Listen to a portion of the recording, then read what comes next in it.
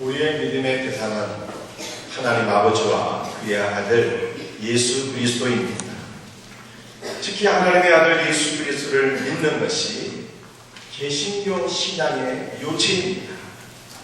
그렇다면 예수님을 믿는다는 것이 무엇입니까? 그의 죽음과 부활을 믿는 것입니다. 성도는 예수님의 죽으심과 그의 부활의 역사성을 믿어야 합니다. 아울러 그의 죽음과 부활이 여러분을 구원하기 위한 사건이었음을 믿어야 합니다. 이것을 믿게 될 때 죄사함과 영생의 복을 받게 되는 것을 믿으시기를 바랍니다. 예수님께서는 십자가에 못 박히시던 금요일 오후 3시쯤 운명하셨습니다. 유대인의 관점에서 볼 때 금요일 오후 6시부터는 안식일이 시작되는 것입니다. 따라서 예수님이 운명하시고 안식일이 시작될 때까지는 불과 3시간 밖에는 여유가 없었습니다. 유대인들은 밤새 시체를 나무 위에 매단 채 놓아두는 것은 땅을 더럽히는 일이라고 생각했습니다. 더구나 안식일에 매장하는 것은 계명을 어기는 일이었기 때문에 서둘러 예수님의 시신을 장례 지냈습니다. 아리마대 사람 요셉은 예수님이 운명하시자 담대하게 빌라도에게 예수님의 시신을 요구했습니다. 아리마대 사람 요셉은 존경받는 공회원이고 하나님의 나라를 기다리는 경건한 신자였습니다. 총독 빌라도는 상해드린 공회원인 요셉의 요청을 거부할 수가 없었습니다. 빌라도는 예수님의 죽음을 확인한 후에 주님의 시신을 요셉에게 내어주었습니다. 요셉은 자기를 위해서 파놓았던 무덤에 예수님을 뉘어놓고 장례를 치루었습니다. 우리 스크린 사진 한번 보여주세요. 제가 여러분들에게 일전에 수요 예배 때는 한번 보여드린 일이 있는데요. 예수님 당시에 예수님이 누우셨던 무덤은 아니고 예수님 당시의 무덤입니다. 우리나라 무덤은 땅을 파서 관을 넣고 공분을 해놓지 않습니까? 근데 유대인의 무덤은 우리나라의 무덤과는 다릅니다. 여러분 이렇게 지금 테이블처럼 혹은 선반처럼 이렇게 생긴 부분이 있지 않습니까? 여기가 바로 사람이 죽게 되면은 그 시신을 놓아놓는 부분입니다. 그래서 아리마다의 사람 요셉이 빌라도에게 시신을 받아서 예수님을 이 무덤에 놓았는데 이때 누가 찾아오게 될까요? 경건한 신자 니고데모가 찾아와서 요셉과 함께 예수님의 시신에 향품을 바르고 예수님께 수의를 입혀드리고 아주 정중하게 장례를 치르게 됩니다. 사람들은 예수님의 죽음으로 인해서 이제 예수님은 다 끝이로구나 그렇게 생각을 하게 되었습니다. 그런데 사흘이 되는 날 아침에 성부 하나님께서 성자 예수님을 다시 살리셨어요. 성령 하나님께서 예수님을 죽은 자 가운데서 다시금 부활시키신 것입니다. 스크린 한번 다시 보여드릴게요. 예수님의 무덤을 한번 좀 더 설명을 드리기로 합니다. 여러분들 예수님의 시신을 누겨놓았다는 부분이 바로 이 부분이라고 제가 말씀을 드렸잖아요.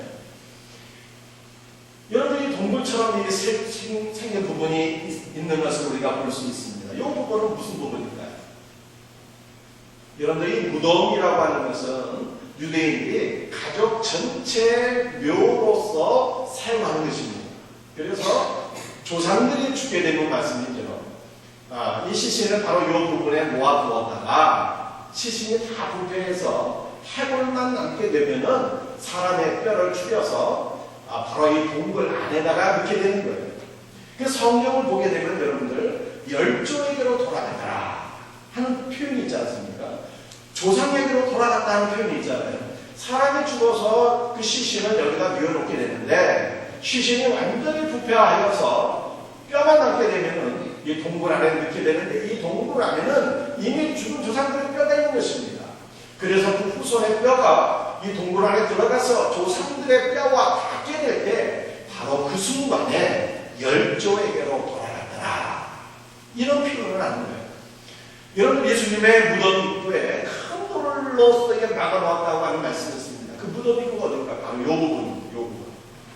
장정 10명이 달에 밀어야 간신히 움직일까 말까 하는 큰 돌로서 예수님의 입구를 봉해 놓은 것입니다.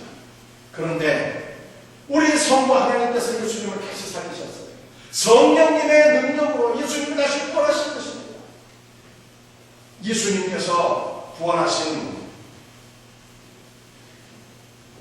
주일 아침에 새벽에 몇몇의 여인들이, 막달라 마리아를 비롯한 몇몇의 여인들이 무덤가를 찾아갔습니다.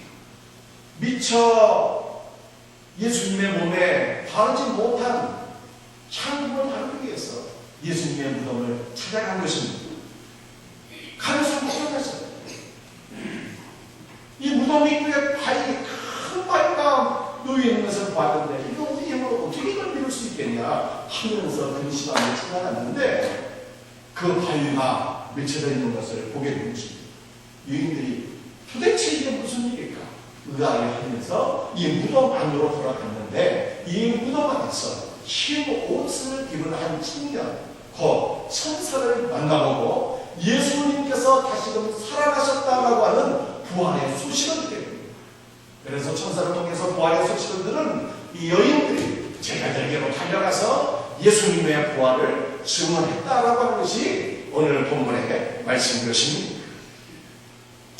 여러분들, 예수님의 부활은요 이스라엘의 절기와 연관이 있습니다. 간단하게 쉽게 말씀드리면요, 여러분 유월절이라고 하시지 않습니까? 이 유월절은 유대인들이 니산월, 성경에는 1월로 나와 있는데 우리의 원료로 따지면 4월에 해당되는 것이 니산월이에요. 이 니산월 14일날 저녁에 유대인들이 만찬을 먹게 됩니다. 유대인들에게 있어서 이 유월절은 어떤 의미가 있을까요? 이스라엘의 장자들이 어린 양의 피로써 구원받게 되는데 이것을 기념하고 감사하는 절기가 유월절인 것입니다.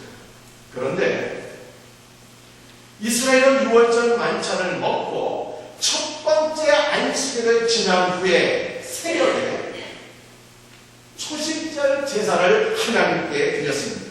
초실절은요, 처음 익은 보리로서 첫 열매를 드리는 절기입니다. 첫 열매를 드리는 것은 그 다음에 곡식들을 계속해서 거둔다고 하는 것을 전제하고 있습니다.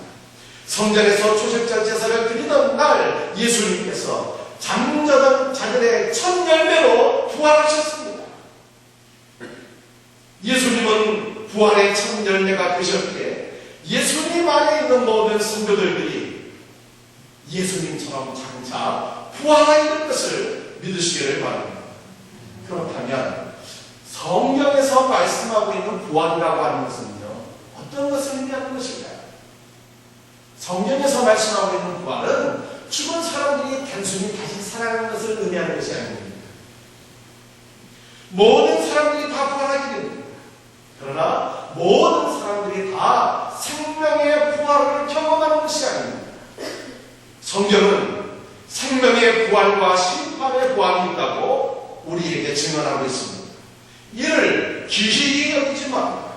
무덤 속에 있는 자가 다 그의 음성을 들을 때가 오나니 선한 일을 행한다는 생명의 부활, 악한 일을 행한다는 심판의 부활로 나오리라. 요한복음 5장 28절 29절 말씀입니다. 모든 사람이 부활을 하지만 예수를 믿는 성도만이 생명의 부활을 경험하게 되는 것입니다. 성도의 부활은요, 예수님께서 재림하실 때 일어나게 됩니다. 주님이 재림하실 때 성도는 부활하여서 예수님과 함께 천국에서 영원한 생명을 누리게 됩니다. 반면에 불신영혼들은 그들도 역시 다시금 살아나게 되지만 예수님께서 재림하실 때 그들은 영혼과 육신이 다 함께 지옥에 떨어지게 되는 심판의 부활을 받게 된다고 성경이 말씀하고 있습니다. 상암 월드컵 경기장 관전석에는 스카이박스라고 하는 로열석이 있습니다. 경기장을 내려다볼 수 있는 가장 좋은 자리에 최신 시설을 갖춘 방을 만들어 놓고 통로도 별도로 만들어 놓아서 일반 관전석과는 완전히 분리시켰습니다. 이 스카이박스는 12명에서 70명까지 들어갈 수 있는데 가장 좋은 박스는 12명이 들어간다고 합니다. 전담 웨이터가 따로 있어서 식사와 칵테일을 서비스해 주고 저녁 주차장까지 별도로 따로 있는 것입니다. 최고급 호텔이나 다름없지요. 그런데 2002년 월드컵에서 이 상암동 경기장의 경우 A등급 스카이박스는요 1인당 790만원을 내야 개막식을 관전할 수 있었습니다. 부부를 기준으로 하게 되면 1600만원을 내야지 월드컵의 개막전을 볼 수 있었다는 것입니다. 돈 내고 예약한 명사들만 그곳에서 관전을 할 수가 있었습니다. 그러나 우리가 진짜 들어갈 천국은요 돈 내고 들어가는 것이 아닙니다. 특별히 일장권을 따로 살 필요도 없습니다. 자리를 잡을 필요가 전혀 없어요. 천국은 예수 그리스도의 보혈의 분노로 구원받은 모든 성도들이 들어가는 것입니다. 단순히 우리의 영혼만 들어가는 것이 아니에요. 예수님께서 재림하시는 그날에 죽을 우리의 몸도 다시금 부활하게 되어서 우리의 영혼과 부활이 함께 하나님의 나라에 들어가서 우리는 날마다 하나님의 영광을 찬양하는 축제로서의 예배를 드리게 될 것을 믿으시기를 바랍니다. 여러분, 우리가 천국에서 하나님의 영광을 찬양하는 예배를 드리게 된다고 하니까 천국 별로 좋은 건 아니구나, 이 예배 드리는 게 얼마나 힘든 일인데 지루하고 따분하겠구나, 여러분 그렇게 생각되십니까? 그것이 아니에요. 여러분들이 하나님의 임재를 경험하신 적 있습니까? 예배 시간에 살아계신 하나님을 만난 적이 있으신가요? 주님의 은혜를 경험한 그러한 영적인 기쁨이 있습니까? 우리가 주님의 임재를 경험할 때 우리의 마음속에 얼마나 큰 기쁨이 있던가요?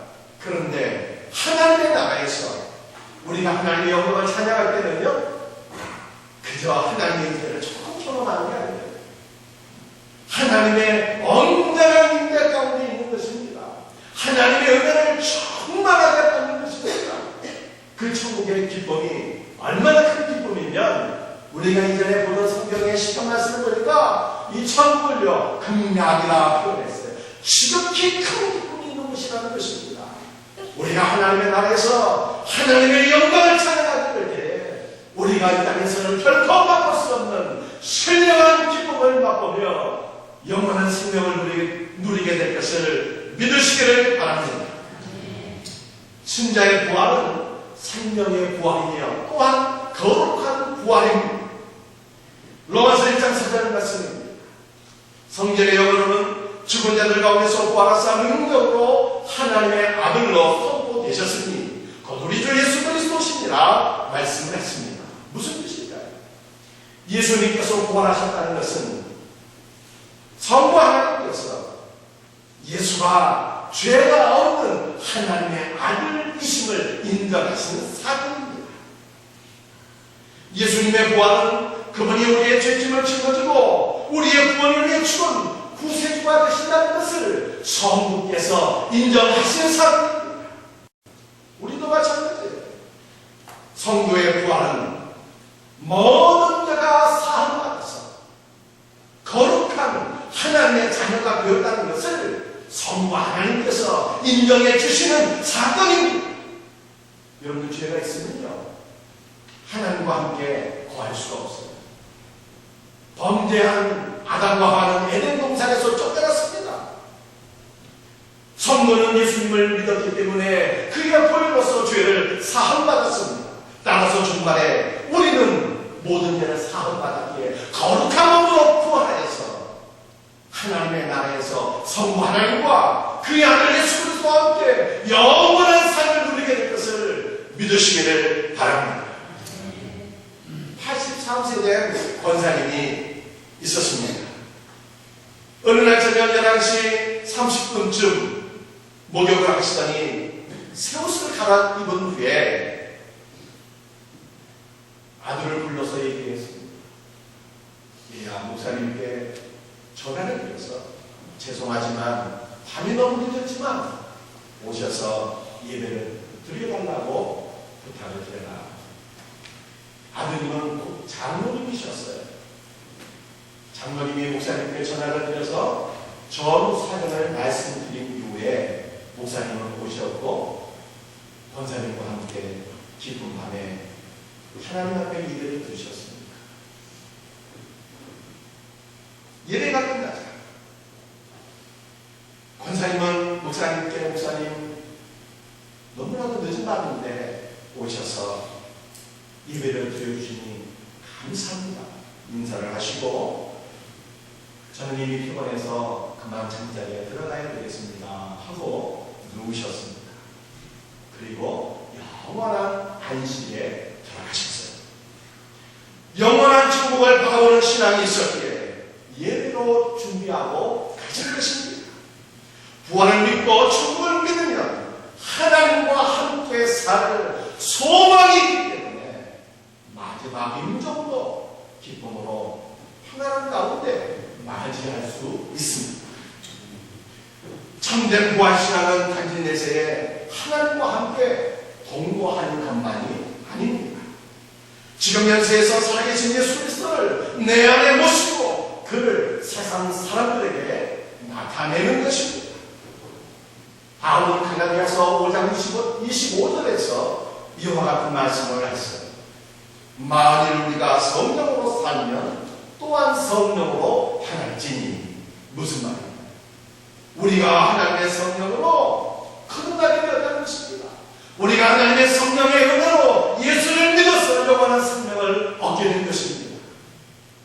우리가 성령으로 다시 살아나기 때문에 우리가 성령과 함께 살게 되었다는 것입니다. 성령님과 함께 호흡하고 성령님과 함께 걸어가게 되었다는 것입니다. 성령님과 함께 동거하는 삶을 살게 되었다는 거예요. 부활하신 예수님은 죽으신 분이 아니에요. 차마리 천국에만 계신 분이 아니에요.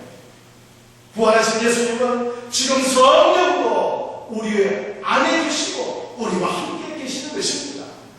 부활신앙은요, 지금도 살아계셔서 나와 함께 하시는 그 예수님과 함께 호흡하고 그분과 함께 걸어가고 그분과 함께 삶을 나누는 것입니다.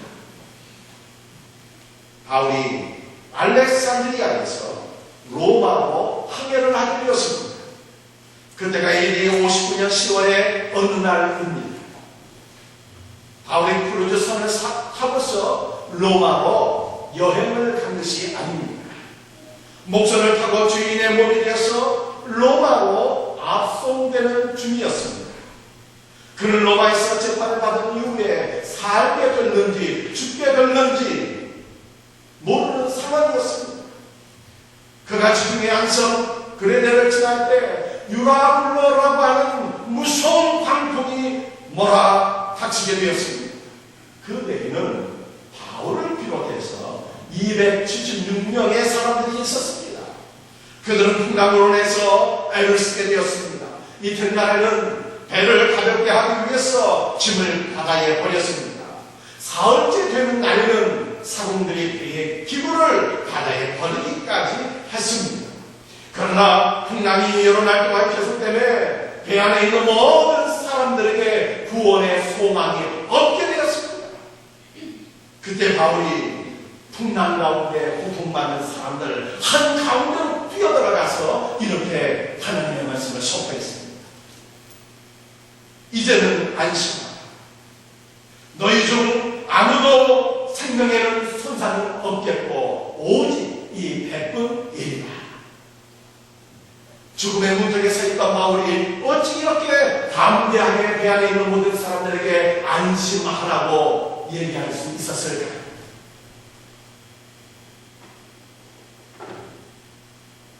바울이 말이죠. 바다에 대해서, 풍랑에 대해서 너무나도 잘 알고 있는 전문가였기 때문에 이제는 살 수 있게 되었노라 이렇게 얘기한 것입니까? 바울은요, 바다에 대해서는 한 번도 알지 못하는 외환이었습니다. 바울이 그 배 안에 있는 모든 사람들을 책임지는 자리에 있었기 때문에 두려워하고 있던 사람들에게 안심하라고 유효했을까요? 바울은 그 배에서 책임지는 자리에 있지 않았습니다. 그는 오히려 죄수의 신분이었어요. 그도 다른 사람들과 동일하게 14일 동안 풍랑 가운데 고통을 받았습니다. 먹지도 못하고 자지도 못하고 모든 것을 토해내고 서 있을 힘조차 없었던 바울입니다. 그런 바울이 어떻게 배 안에서 죽어가고 있는 모든 사람들에게 이제는 안심하라, 우리 모두가 살게 되었다고 하나님께서 말씀하십니다. 이렇게 얘기할 수 있었어요.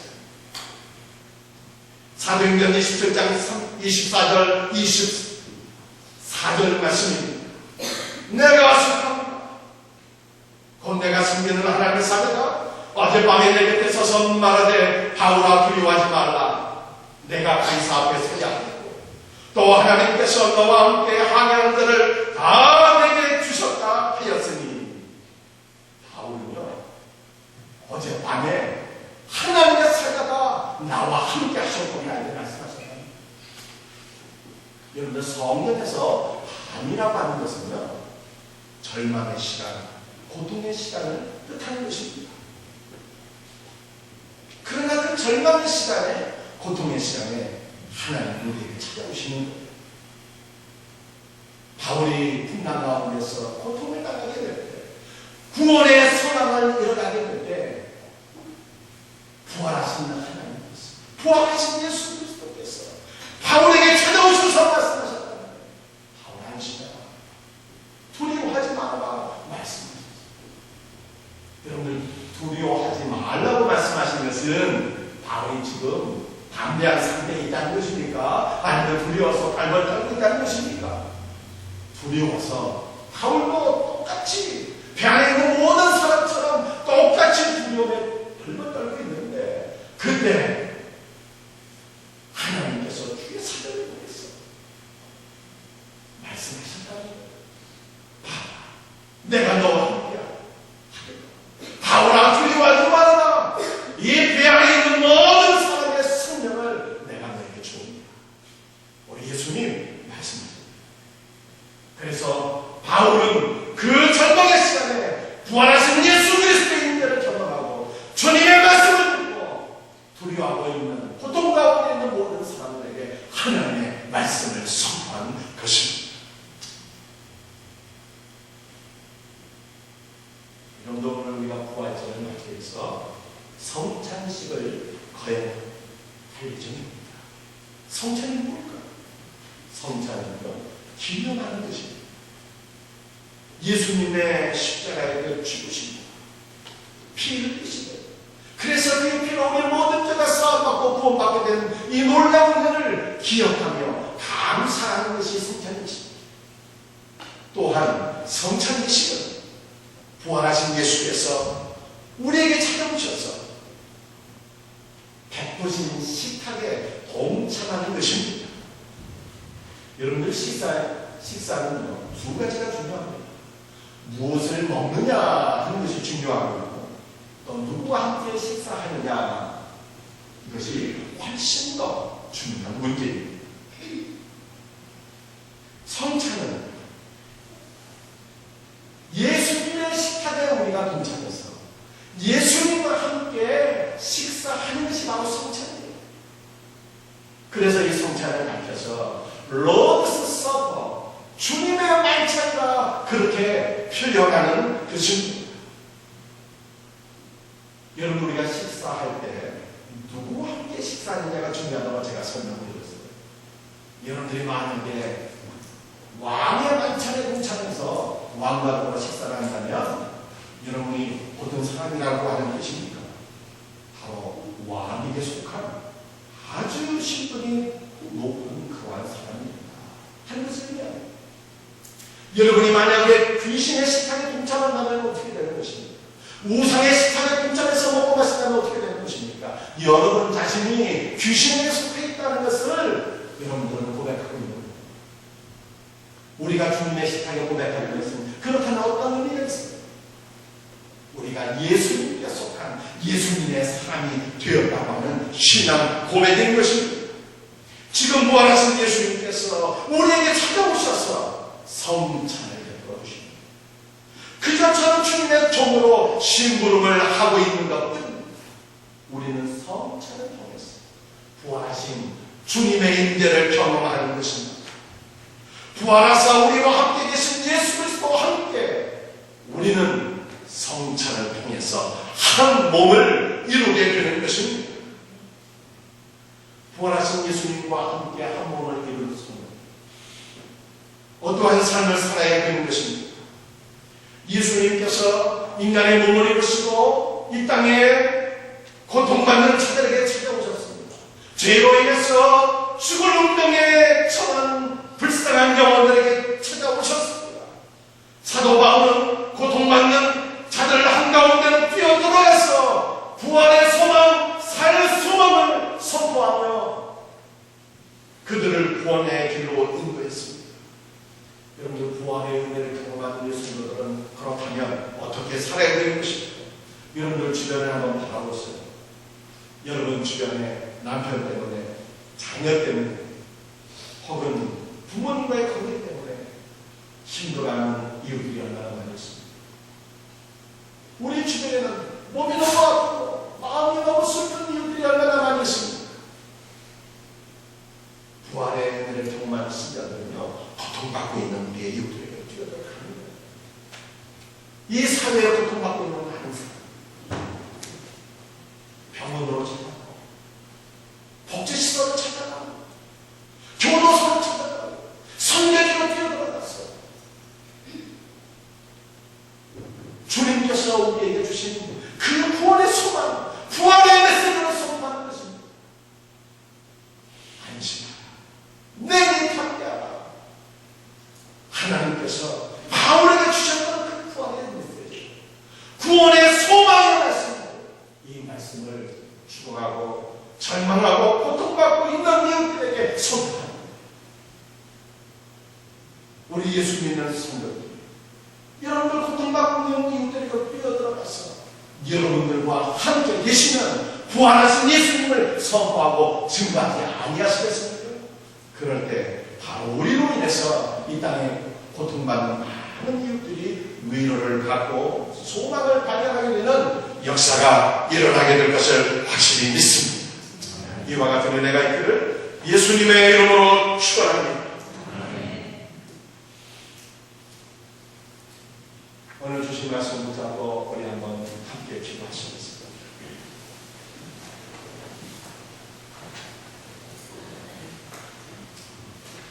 이 시간 기도할 때 우리 성도들이 경험하게 될 부활이 얼마나 영광스러운 부활인 것을 여러분과 다시 한번 묵상했으면 좋겠습니다. 생명의 부활, 거룩한 부활입니다. 우리는 단지 내세에서 거룩하신 하나님과 함께 영원히 사는 것으로 끝나는 것이 아닙니다. 지금 이 땅에서 부활하신 예수님과 함께 걸어가게 되는 것, 그분과 함께 동고동락하는 것, 우리가 밤을 맞이할 때, 우리가 절망에 처하게 될 때, 고통과 가운데 있게 될 때, 우리 주님 찾아오셔서 안심하라, 담대하라, 내니 용기를 가져라, 우리 주님 말씀하시고 우리에게 구원의 소망을 주시는 것입니다. 주님 나에게 구원의 소망을 알게 주시고 이 구원의 소망을 갖고 이 땅에 고통받고 있는 모든 이웃들에게 우리 부활의 주님을 선포하며 살아가게 하옵소서. 오늘 주신 말씀을 붙잡고 우리 함께 기도드리기를 원합니다. 다같이 주여 한번 외치며 기도하겠습니다. 주님